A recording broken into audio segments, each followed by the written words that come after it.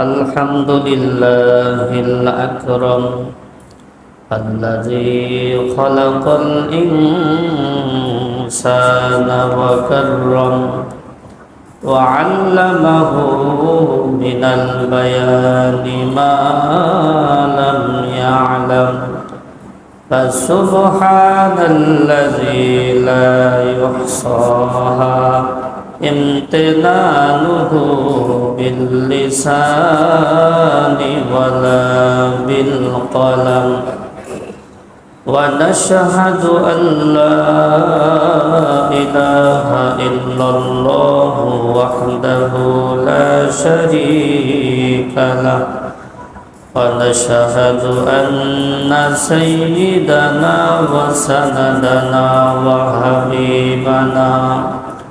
وحبيب ربنا وطبيب قلوبنا ومولانا محمدا عبده ورسوله أما بعد فأعوذ بالله من الشيطان الرجيم بسم الله الرحمن الرحيم فإن تابوا وأقاموا الصلاة وآتوا الزكاة فإخوانكم في الدين وقال النبي صلى الله عليه وسلم بني الإسلام على 5 شهادة أن لا إله إلا الله وأن محمدا عبده ورسوله وإقام الصلاة وإيتاء الزكاة وحج البيت وصوم رمضان जन्नत में मकान अपनी बनाते हैं नमाजी जन्नत में मकान अपनी बनाते हैं नमाजी मस्जिद में बड़े शौक से जाते हैं नमाजी मस्जिद में बड़े शौक से जाते हैं नमाजी माबूद भी खुश होते हैं महबूब राजी माबूद भी खुश होते हैं महबूब राजी सजदे के लिए सिर जो झुकाते हैं नमाजी सजदे के लिए सिर जो झुकाते हैं नमाजी कहता है या दरवाजा बदारोगा ये जन्नत पट जाओ के फिरदौस में आते हैं नमाजी पट जाओ के फिरदौस में आते हैं नमाजी हूरिन है लिए हाथ में हर रंग के महफे हूरिन है लिए हाथ में हर रंग के महफे फल अपने नमाजू का ये खाते हैं नमाजी फल अपने नमाजू का ये खाते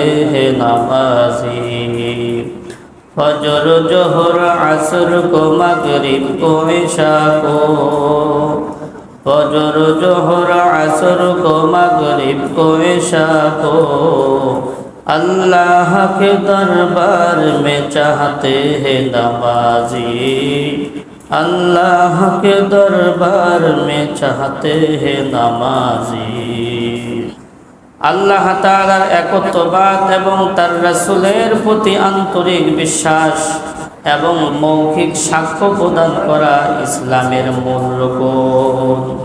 কর্মগত রুকনের মধ্যে সর্বাগ্রে পালনীয় আমল হইল নামাজের রুকুন। তো সর্বপ্রথম ঈমান, এরপরে নামাজ। বলে এই বিষয়টা কোরআন সুন্নাহর অসংখ্য দলিল দ্বারা অকাট্যভাবে প্রমাণিত। আল্লাহ তাআলা মুশরিকদের ব্যাপারে বলেন, فَإِن تَابُوا وَأَقَامُوا الصَّلَاةَ وَآتُوا الزَّكَاةَ فَإِخْوَانُكُمْ فِي الدِّينِ। যদি তারা তাওবা করে এবং নামাজ কায়েম করে যাকাত আদায় করে, তাহলে তারা তোমাদের দ্বীনি ভাই। আয়াতের মর্মার্থ হলো আল্লাহ তাআলা কাফের মুশরিকদের ব্যাপারে বলেন, যদি কাফের মুশরিকরা ঈমান আনে, এরপর কুফর থেকে তারা তওবা করে নামাজ কায়েম করে, নামাজ কায়েম করার পরে তারা যাকাত আদায় করে, তাহলে তারা তোমাদের দ্বীনি ভাই। দ্বীনি ভাই, এই আয়াতের মধ্যে এই বিষয়টা বোঝানো হয়েছে। যদি কাফের মুশরিকরা তাদের কুফর থেকে, শিরিক থেকে তওবা করে, তওবা করার পরে সর্বপ্রথম নামাজ পড়বে। সর্বপ্রথম কি করবে? নামাজ পড়বে, এরপর যাকাত দিবে, তাহলে ওই কাফের মুশরিকরাও তোমাদের মুসলিম ভাই হিসাবে বিবেচিত হয়ে যাবে। আল্লাহর হাবিব হাদিসের মধ্যে এই কথাই বলেছেন, قال النبي صلى الله عليه وسلم قال النبي صلى الله عليه وسلم بني الإسلام على خمس شهادة أن لا إله إلا الله وأن محمد رسول الله وإقام الصلاة وإيتاء الزكاة وحج البيت وصوم رمضان।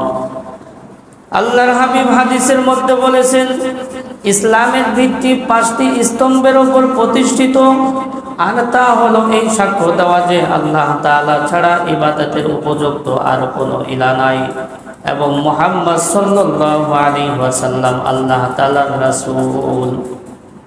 দ্বিতীয়ত নামাজ কায়েম করা, যাকাত দেওয়া, রমজান মাসের রোজা রাখা এবং হজ করা। তো এই হাদিসের মধ্যে ঈমান আনার পরে নামাজের কথা বলছে, ঈমান আনার পরে নামাজের কথা বলছে। শুধু কি তাই, রাসূলুল্লাহ সাল্লাল্লাহু আলাইহি ওয়াসাল্লাম মুআয ইবনে জাবাল রাদিয়াল্লাহু তাআলা আনহুকে ইয়ামানের শাসনকর্তা হিসাবে পাঠানোর সময় তিনি কিছু নসিহত করেছিলেন, তার মধ্যে ঈমানের পরে নামাজের কথা উল্লেখ করেছিলেন। আল্লাহর হাবিব মুআয ইবনে জাবাল রাদিয়াল্লাহু তাআলা আনহুকে বলেন, হে মুআয, তোমাকে আহলে কিতাবদের নিকট পাঠানো হইতেছে, তুমি তাদের কাছে গিয়ে সর্বপ্রথম আল্লাহ তাআলার একত্ববাদের দাওয়াত দিবে, ঈমানের দাওয়াত দিবে। যখন তাদের সাথে আল্লাহ তাআলার সাথে একটা পরিচয় হয়ে যাবে, সম্পর্ক হয়ে যাবে, তখন তুমি তাদেরকে বলবে আল্লাহ তাআলা তোমাদের জন্য দিনে রাত্রে 5 ওয়াক্ত নামাজ ফরজ করেছে। যখন তারা নামাজ পড়া শুরু করবে, তখন যাকাতের কথাও বলবে, এবং সাথে সাথে বলবে আল্লাহ তাআলা ধনীদের থেকে সম্পদ নিয়ে গরিবদেরকে দিতে বলেছেন। তো তাইলে বোঝা গেল ঈমানের পরে সর্বপ্রথম আমল হইল নামাজ। ঈমানের পরে সর্বপ্রথম আমল হইল নামাজ। মুহতারাম হাজিরিন, আল্লাহ তাআলা বান্দার উপর কত অনুগ্রহ করেছেন, কত করুণা করেছেন। আল্লাহ পাক রব্বুল আলামিন 50 ওয়াক্ত নামাজ কমিয়ে বান্দাদের উপর 5 ওয়াক্ত নামাজ ফরজ করেছেন, এবং সাথে সাথে বলে দিয়েছেন যদি কোনো আল্লাহর বান্দা বান্দি এই 5 ওয়াক্ত নামাজ গুরুত্ব ইহতিমামের সহিত আদায় করে, তাহলে আল্লাহ পাক রব্বুল আলামিন তাদেরকে 50 ওয়াক্ত নামাজেরই সওয়াব দিবেন। বলে 5 ওয়াক্ত নামাজ আল্লাহ তাআলা ফরজ করেছেন, এবং এটা নির্ধারিত সময় আদায় করতে হবে। নামাজ নির্ধারিত সময় আদায় করতে হলে সব কাজকর্ম ছেড়ে মসজিদে আইসা বইসা থাকতে হয় না, বরঞ্চ নির্ধারিত সময় নামাজটা পড়লেই চলে, যাতে করে মানুষ জীবিকা উপার্জন সহ দৈনন্দিন অন্যান্য কাজও ঠিক মতো আদায় করতে পারে।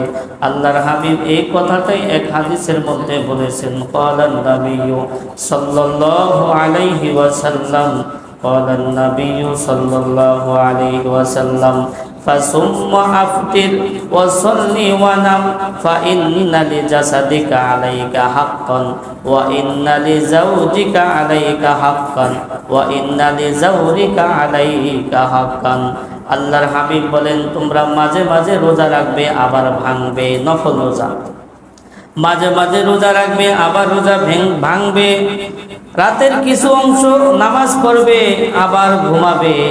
কেননা তোমার ওপর তোমার শরীরের হক রয়েছে, তোমার ওপর তোমার স্ত্রীর হক রয়েছে, তোমার ওপর তোমার আত্মীয় স্বজনদের হক রয়েছে।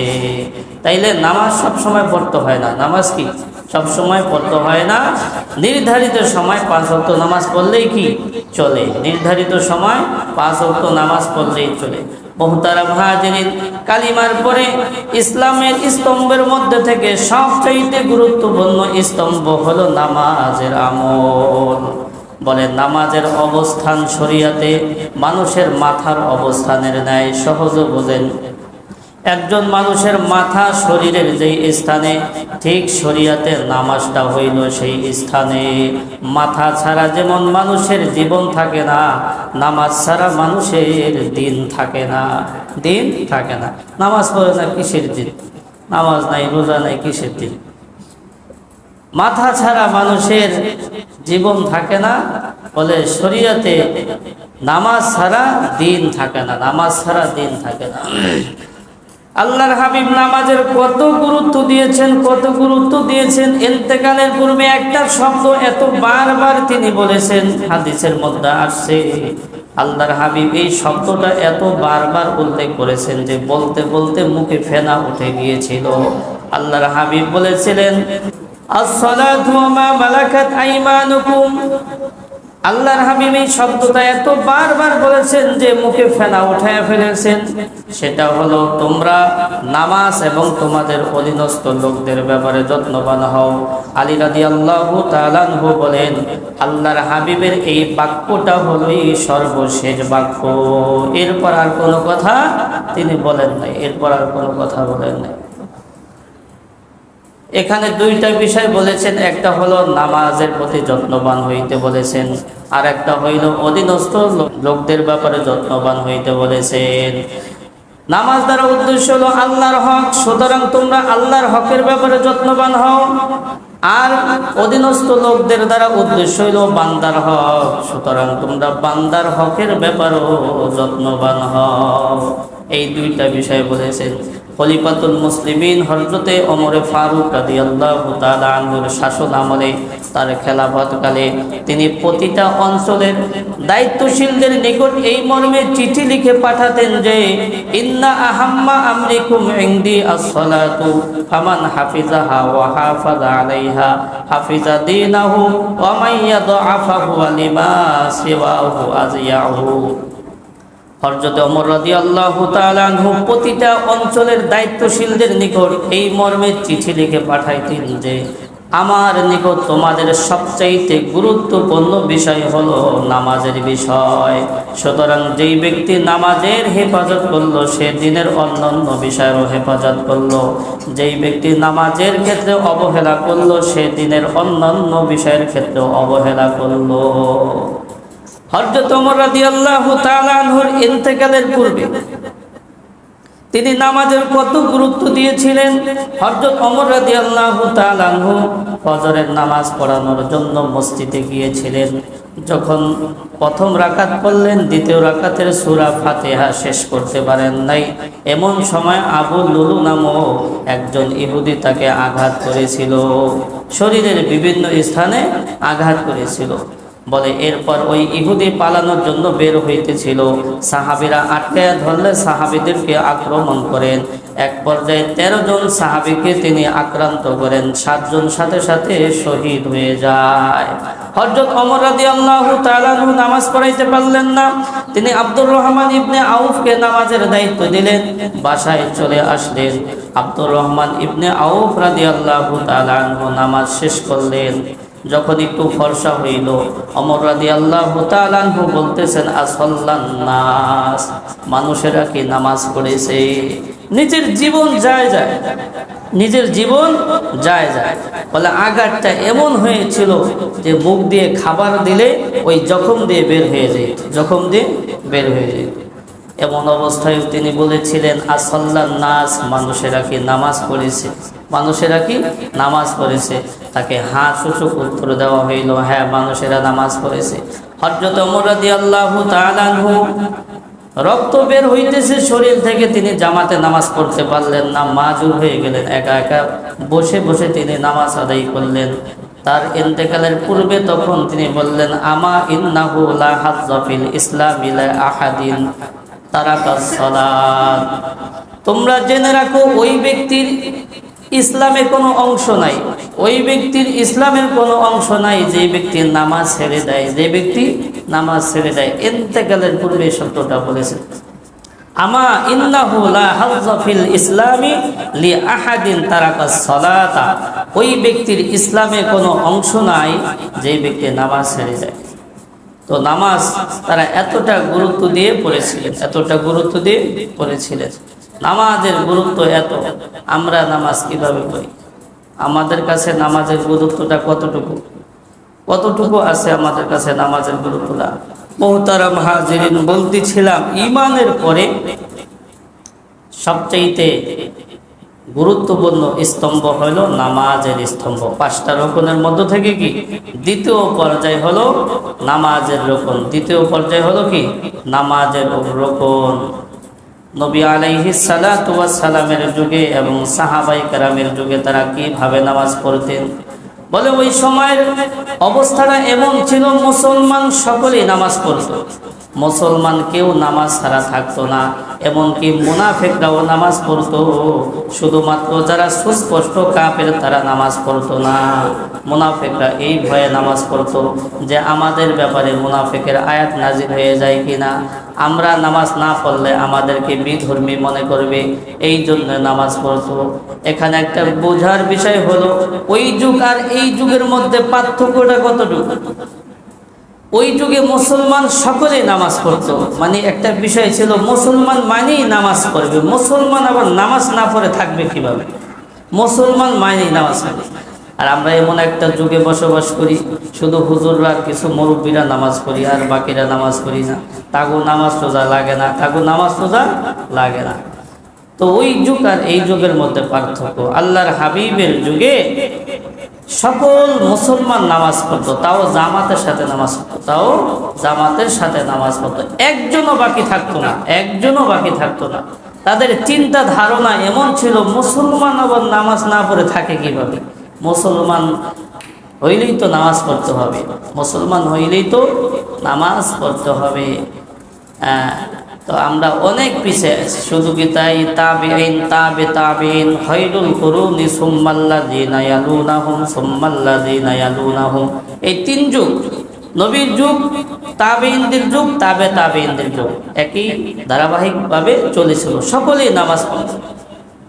তারা নামাজের গুরুত্ব কতটা দিয়েছিলেন? প্রখ্যাত তাবী হযরতে হাসান বসরি রাহমাতুল্লাহি আলাইহির ব্যাপারে পাওয়া যায়।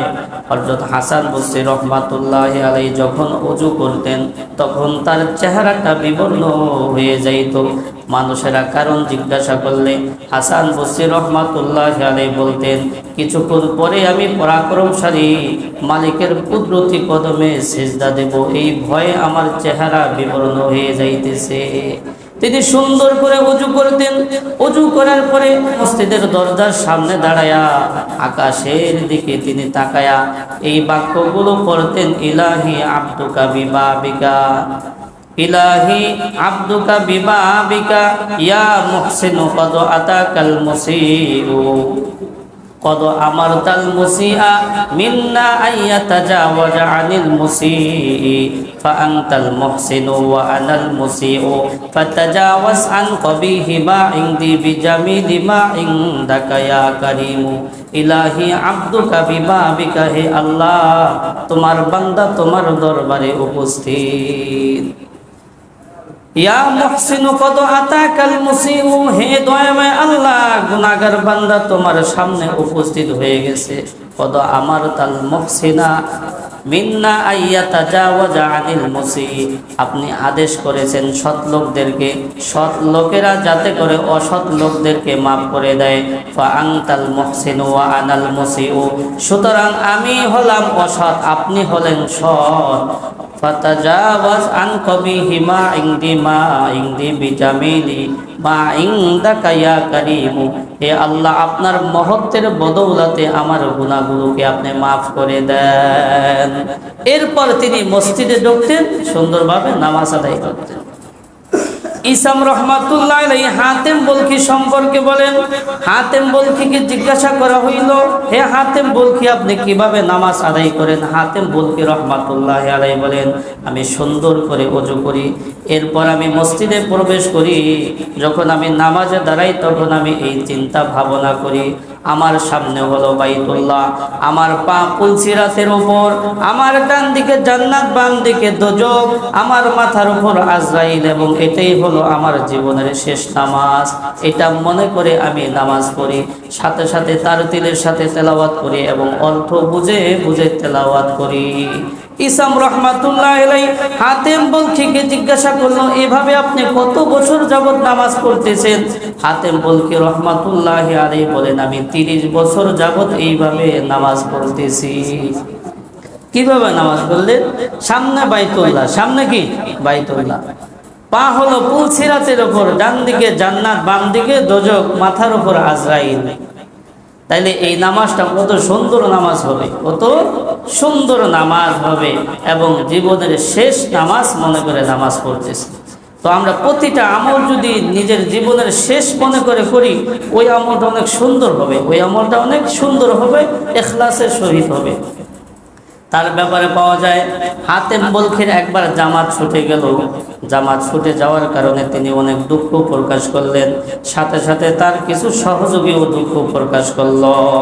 তখন তিনি মানুষদেরকে বললেন, আমার যদি একটা সন্তান মারা যাইত তাহলে এই দেশের অর্ধেক লোক দুঃখ প্রকাশ করত, অথচ আমার জামাত ছুটে গেছে এর জন্য মাত্র কিছু লোক সমবেদনা প্রকাশ করলো। আফসোস, মানুষেরা দুনিয়ার মুসিবতকে আখিরাতের মুসিবতের উপর প্রাধান্য দিতেছে, দুনিয়ার মুসিবতকে আখিরাতের মুসিবতের উপর প্রাধান্য দিতেছে। মুহতারাম হাজিরিন, এই জন্য নামাজগুলো সুন্দরভাবে আদায় করতে হবে। নামাজ ঠিক তো সব ঠিক, যদি নামাজ ঠিক হয়ে যায় তাহলে বাকি আমলগুলো ঠিক হয়ে যাবে। দুনিয়াতে যেভাবে বাকি কাজগুলো ঠিক হয়ে যাবে, ঠিক আখিরাতে যখন নামাজের আমল ঠিক হয়ে যাবে, আখিরাতের অন্যান্য আমলগুলো ঠিক হয়ে যাবে। সর্বপ্রথম নামাজের হিসাব দিতে হবে। আল্লাহর হাবিব বলেন, ক্বালান নাবিয়্যু সাল্লাল্লাহু আলাইহি ওয়াসাল্লাম, ক্বালান নাবিয়্যু সাল্লাল্লাহু আলাইহি ওয়াসাল্লাম, আউয়ালু মা ইউহাসাবু বিহিল আবদু ইয়াওমাল কিয়ামাতিস সালাহ, ফা ইন সালাহাত সালাহা লাহু সাইরু আমালিহি ওয়া ইন ফাসাদাত ফাসাদা লাহু সাইরু আমালিহি। আল্লাহর হাবিব বলেন, কিয়ামতের দিন সর্বপ্রথম বান্দার নামাজের হিসাব হবে। যদি তার নামাজ ঠিক হয়ে যায় বাকি আমলগুলো ঠিক হয়ে যাবে, আর যদি নামাজ অসম্পূর্ণ হয় তাহলে বাকি সবগুলো অসম্পূর্ণ হয়ে যাবে। এই জন্য নামাজটা সুন্দরভাবে কি করতে হবে? আদায় করতে হবে। এমন ভাবে নামাজ পড়ব, আল্লাহর হাবিব এক হাদিসের মধ্যে বলেছেন, কাআন্নাকা তারাহু ফা ইল্লাম তাকুন তারাহু ফা ইন্নাহু ইয়ারা। তুমি এমন ভাবে নামাজ পড়ো কেমন যেন তুমি আল্লাহ তাআলাকে দেখতেছো। যদি এটা সম্ভব না হয় তাহলে কমস কম এটা ভিতরে লালন করো যে আল্লাহ তাআলা তো অবশ্যই আমাকে দেখতেছে, আল্লাহ তাআলা তো অবশ্যই আমাকে দেখতেছে। এই জন্য মুহতারাম